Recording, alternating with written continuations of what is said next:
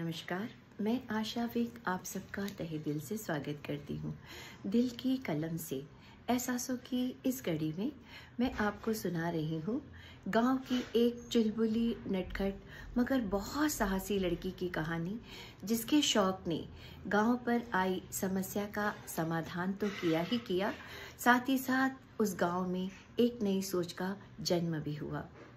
मेरी आज की कहानी है गुलेलबाज। सलमा सलमा कहाँ हो बेटी सलमा, पर अब्बू को कोई जवाब नहीं मिल रहा था। अब्बू परेशान थे। या अल्लाह, क्या होगा इस लड़की का, घर में पाँव टिकते ही नहीं। बड़बड़ाते हुए वो दरवाजे की दहलीज तक जा पहुँचे। सामने चुन्नू और गोलू कंचे खेल रहे थे। अब्बू ने चुन्नू से पूछा, चुन्नू बेटा, सलमा को देखा क्या, कहाँ है वो? चुन्नू ने बड़ी अदब से सलाम किया और कहा, पहले तो हमारे साथ खेल ही रही थी, फिर कहीं चली गई। जरूर किसी की मटकी फोड़ रही होगी अपनी गुलेल से। हाँ हाँ हाँ, दोनों बच्चे खिलखिलाकर हंसने लगते हैं। अब्बू घर का दरवाज़ा बंद कर बाहर निकलते हैं और सोचने लगते हैं, कहाँ जाऊं इस शैतान लड़की को खोजने। तभी उनके कानों में एक जोर की आवाज़ आती है, अब्बू। और अब्बू सामने से दौड़ती हुई आती अपनी बेटी को देखकर बहुत खुश हो जाते हैं। वो भूल जाते हैं कि अभी थोड़ी देर पहले उन्हें कितना गुस्सा आ रहा था। सलमा अब्बू से आकर लिपट जाती है और पूछती है, आप यहाँ क्या कर रहे हैं? आपकी तबीयत खराब है, मैंने आपको आराम करने कहा था। बताइए अब्बू, आप यहाँ क्यों खड़े हैं और आप क्या कर रहे हैं? अब्बू प्यार से सलमा के गाल पर थपकी देकर कहते हैं, पहले तू ये बता, तू कहाँ चली गई थी? सलमा अपनी बड़ी बड़ी पलकें झपकाकर कहती है, अब्बू, पहले तो मैं कंचे खेल रही थी, फिर मैं लक्ष्मी दीदी के पास उनसे मिलने जा रही थी, मगर रास्ते में रामदीन चाचा मिले। उन्होंने मुझे अपने खेत की रखवाली करने को कहा। उन्हें किसी काम से घर जाना पड़ रहा था, तो मैं रामदीन चाचा के खेत पर चली गई। अच्छा, तो लगाई निशाना, चलाई अपनी गुलेल? सलमा ने मुस्कुराते हुए कहा, जी अब्बू, और आप तो जानते ही हैं मेरा निशाना। सलमा ने बड़ी शान से अपनी गुलेल को चूमते हुए कहा, हाँ हाँ, बड़ी आई निशानेबाज गुलेलबाज, हर रोज तेरी शिकायतें आती हैं। चौधरी जी तो हमेशा ही शिकायत करते हैं और नाराज ही रहते हैं। कहते हैं, अरे कितनी छूट दे रखी है खान साहब अपनी लड़की को, जब देखो तब गुलेल ही चलाती रहती है। तभी अब्बू की नज़र सलमा की कमर से बंधी एक पोटली पर जा टिकती है। अरे ये तेरी कमर में क्या बंधा है? अब्बू ने हैरान होकर सलमा से पूछा। सलमा ने बताया, रामदीन चाचा के खेत से वापस आते समय रास्ते में गिट्टी का ढेर पड़ा था, मैंने चुन चुन कर नुकीले पत्थर उठा लिए। अब्बू ने हैरान होकर कहा, अरे ये तो किसी का सिर फोड़ सकते हैं, जोर से लगे तो हड्डी टूट जाए। सच अब्बू? सलमा ने अपना हाथ नुकीले पत्थरों पर रखकर पूछा। हाँ बिल्कुल। अब्बू ने गुस्से से कहा, क्या तू इन्हें अपने साथ लेकर जा रही है? इन्हें घर पर रख दे, तेरा कोई भरोसा नहीं। सलमा ने बड़े प्यार से कहा, अब्बू आप बिल्कुल बेफिक्र रहिए, मैं ऐसा कुछ भी नहीं करूँगी, मेरा यकीन करिए और इन्हें मेरे पास ही रहने दीजिए। जब मैं ये चलती हूँ और ये आपस में टकराते हैं तो मुझे ऐसा लगता है ये मेरे साथ बात कर रहे हैं, ये मेरे पास ही रहेंगे अब्बू। सलमा ने अब्बू से लिपटकर गुजारिश करते हुए कहा। अच्छा ठीक है, पर ध्यान रखना कोई शरारत नहीं करना। आज मेरी तबीयत ठीक नहीं है, तू बकरियों को पहाड़ पर चराने के लिए ले जा। मैंने तेरे लिए खाना पोटली में बांध कर रख दिया है, पर तू जल्दी आ जाना बेटा, देर ना करना, मुझे फिक्र होने लगती है। सलमा ने सारी हिदायतें बड़े गौर से सुनी और दौड़ पड़ी बकरियों के बाड़े की तरफ। ये बकरियां उसकी बहुत प्यारी सहेलियां हैं, कोई लैला, कोई नूरी, कोई नगमा तो कोई फातिमा। सलमा ने एक जोर से आवाज लगाई और सारी बकरियां भागती हुई उसके पास पहुंच गई। फिर उसने अपने हाथ के इशारे से उन्हें एक लाइन में होकर चलने का आदेश दिया और वो सब आज्ञाकारी बच्चों की तरह लाइन में खड़ी हो गई। सलमा बड़ी शान से हाथ में एक बड़ी सी छड़ी लेकर चल रही थी और बकरियां उसके पीछे पीछे। सलमा की हर बात और इशारा ये सारी बकरियां बड़ी आसानी से समझ जाती और पलक झपकते ही उसके हुक्म की तालीम हो जाती। सलमा बकरियों को चराकर पहाड़ से नीचे उतर रही थी। कुछ दूर उसने गांव के लोगों को खड़े हुए देखा। कुछ माजरा तो था, पर वो समझ नहीं पा रही थी। वो और आगे बढ़ी। उसने हाथ के इशारे से बकरियों को रुकने को कहा। सारी बकरियां रुककर सलमा के आदेश की प्रतीक्षा करने लगी। सलमा और आगे बढ़ी तो उसने देखा कोई दो आदमी किसी लड़की को जबरदस्ती खींचकर ले जा रहे हैं और वो लड़की अपने आप को छुड़ाने की कोशिश कर रही थी। फिर एक आदमी ने आगे बढ़कर उसका दुपट्टा छीन लिया। लड़की का रोना बढ़ता जा रहा था। वो बस मुझे छोड़ दो और बचाओ बचाओ चिल्ला रही थी। सलमा ने देखा गांव के लोग खड़े हैं, पर कोई मदद क्यों नहीं कर रहा। तभी उसे कमला मौसी की बात याद आई। गांव में पड़ोस के शहर से कुछ गुंडे आते हैं जिन्होंने औरतों और लड़कियों को परेशान कर रखा है। कोई उनका कुछ नहीं कर सकता, सब उनसे बहुत डरते हैं। सलमा सोचने लगी, क्या ये वही गुंडे हैं? उसने इशारा कर बकरियों को बुलाया और धीरे धीरे आगे बढ़ने लगी। अब उसे उस लड़की का चेहरा बहुत साफ नजर आ रहा था। अरे, ये तो चौधरी चाचा की बेटी लक्ष्मी है, उसकी अपनी लक्ष्मी दीदी, जो उसे बहुत प्यार करती है और जल्द ही उनका विवाह होने वाला है। सलमा का खून खौलने लगा। उसने जोर से चिल्लाकर कहा, कहाँ ले जा रहे हो मेरी दीदी को? कौन हो तुम लोग? क्या चाहते हो? रुक जाओ, छोड़ दो मेरी दीदी को।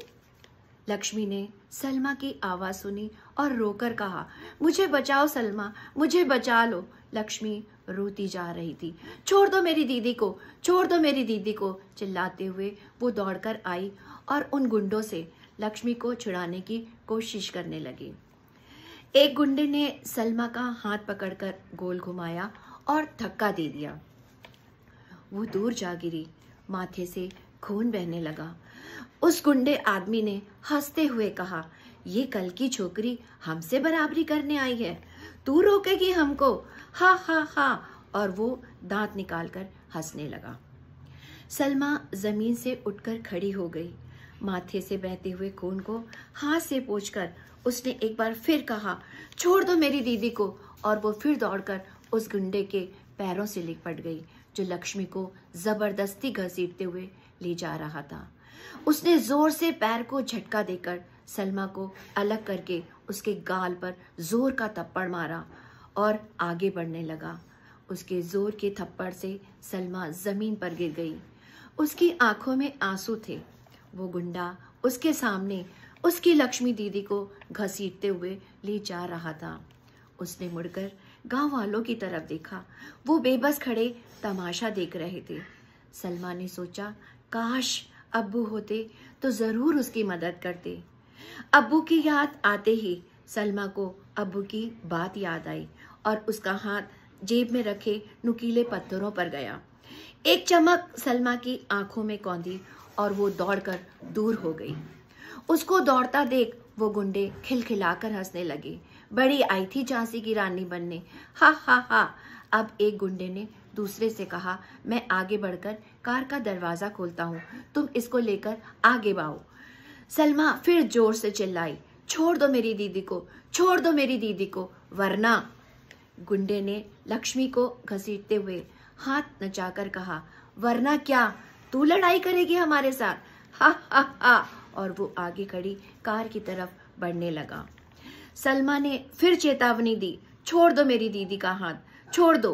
पर वो गुंडा जबरदस्ती लक्ष्मी को घसीटते हुए आगे बढ़ रहा था।